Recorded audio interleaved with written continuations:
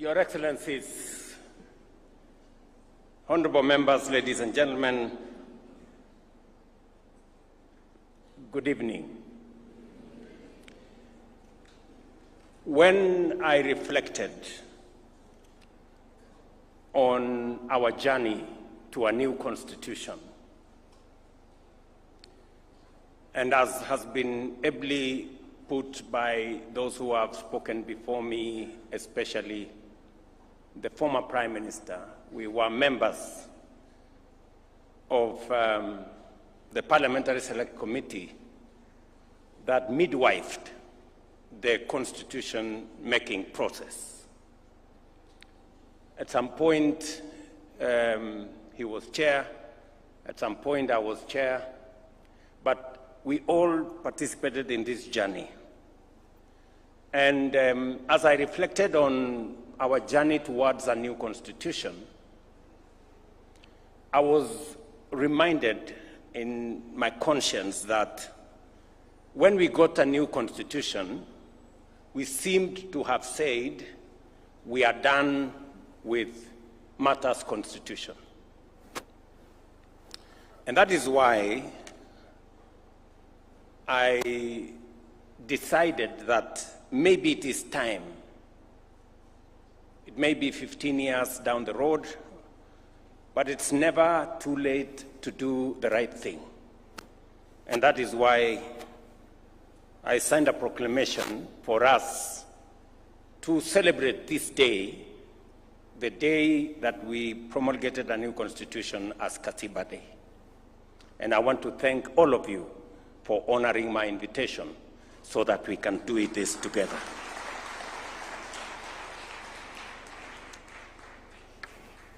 As I reflected on how this should be done, I also was informed by the journey.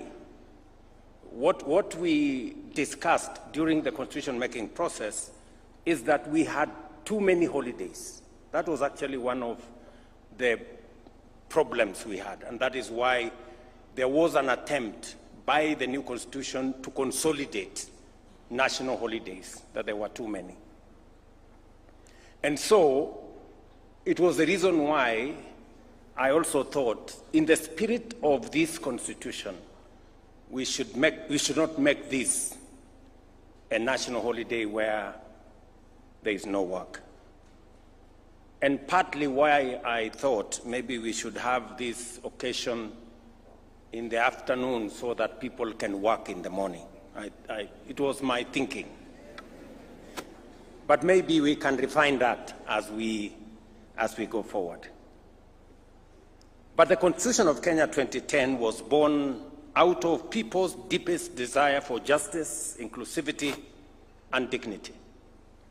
We longed for a country where power belongs to the people, where no Kenyan is left behind, and where rights and freedoms are guaranteed for all.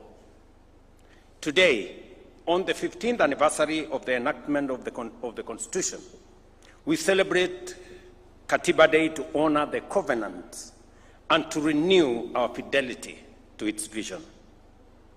This Constitution is acclaimed across the world as one of the most progressive and transformative.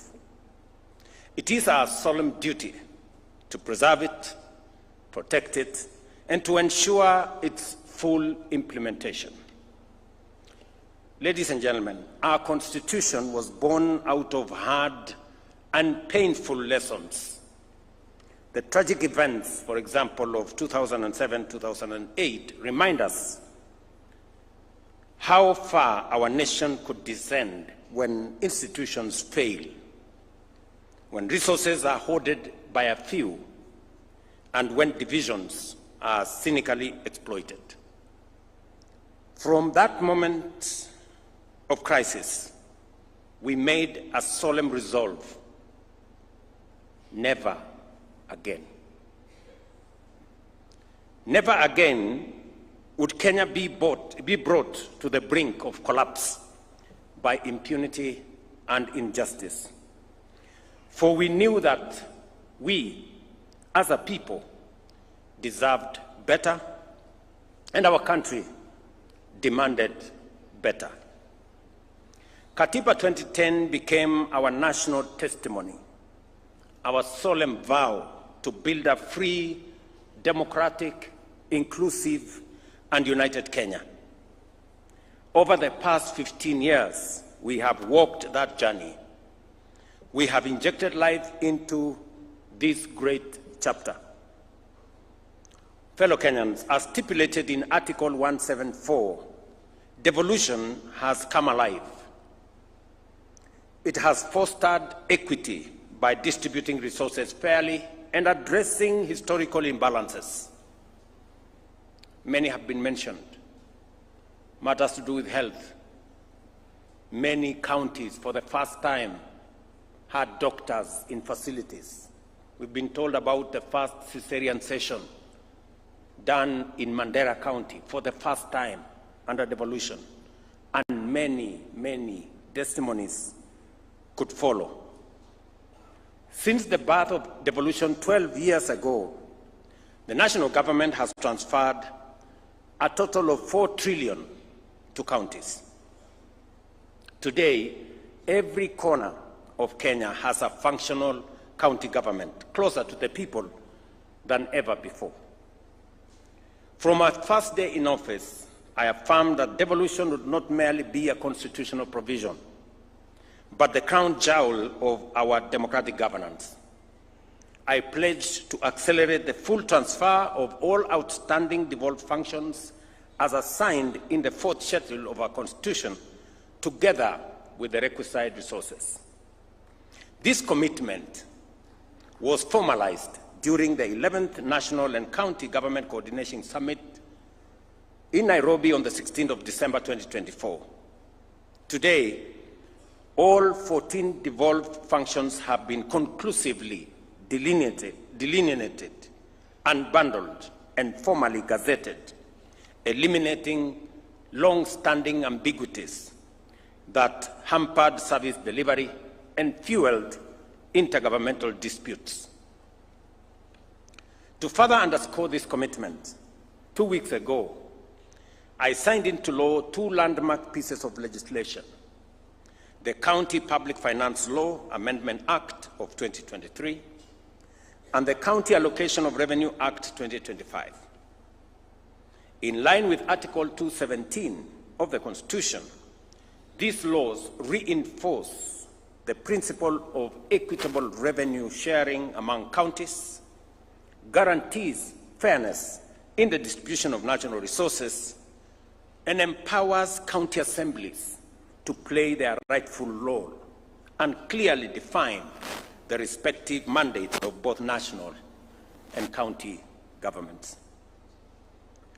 Under my leadership, the national government is committed to support devolution by ensuring timely disbursement of funds and steadily increasing allocation to counties. Under the Division of Revenue Act 2025, we have allocated an unprecedented 415 billion to counties. As chairman of the Council of Governors, FCPA Ahmed Abdullahi has affirmed nearly 30 billion shillings more than last year's 387 billion. I know that my good friend Abdullahi